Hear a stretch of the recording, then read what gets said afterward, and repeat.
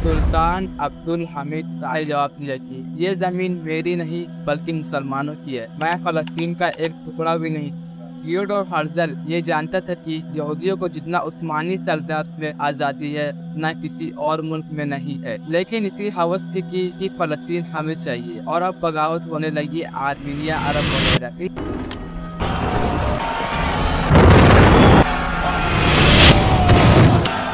सबने पूरी ताकत लगा दी अब्दुल हमीद को तख्त से उतारने के लिए।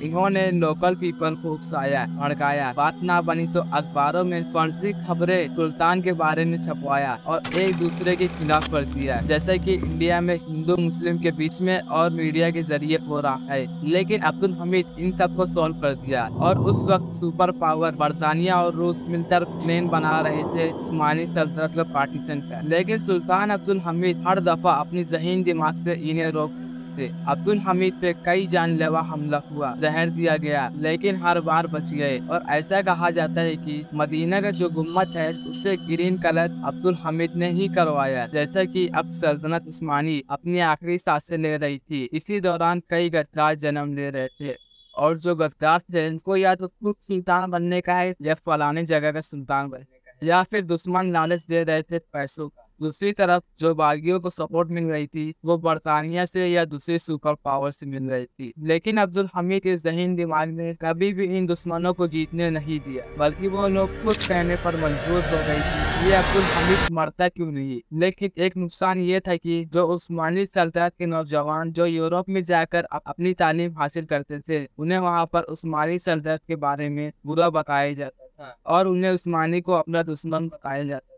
फिर एक तंजीम की बुनियाद रखी गई जिनका नाम था यंग टर्क यानी नौजवान तुर्क।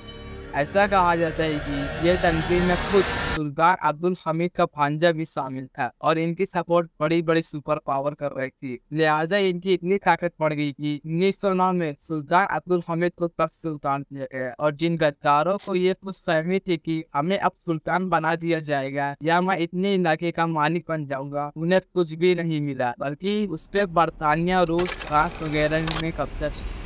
यह सल्तनत भले ही कमजोर हो चुकी थी, लेकिन जब तक सुल्तान अब्दुल हमीद जिंदा रहे तो यहूदियों को फलस्तीन का एक टुकड़ा भी नहीं दिया, बल्कि अपने ज़हीन दिमाग से रूस और बरतानिया के कई हमले को नाकाम बनाया था। लेकिन सुल्तान अब्दुल हमीद सानी जब तक से उतरे तो सल्तनत की धज्जियां उड़ गई और सिर्फ 14 साल बाद उस्मानी सल्तनत मुकम्मल खत्म कर दी गई। अच्छा हुआ कि सल्तनत को खत्म होने से पहले ही 1918 में सुल्तान अब्दुल हमीद वफात पा गए। सुल्तान अब्दुल हमीद का तेज दिमाग और कारनामे इतिहास में हमेशा के लिए छप गए। मैं शायद आपको ऐसा समझा नहीं पा रहा हूँ, लेकिन अगर आप कुछ सोचो और महसूस करे तब आपको यकीनन सब समझ में आ जाएगा। यह अजीमुशान सल्तनत उस्मानी तो खत्म हो गई, लेकिन इसकी शुरुआत कैसे हुई यह जानने के लिए स्क्रीन पर जो वीडियो आ रही है उस पर क्लिक करें। और मैं आपको ये बताता चलूँ कि ये वीडियो का सेकंड पार्ट है। फर्स्ट पार्ट अगर आपने नहीं देखा तो इसके बाद आप जाके देख सकते हैं।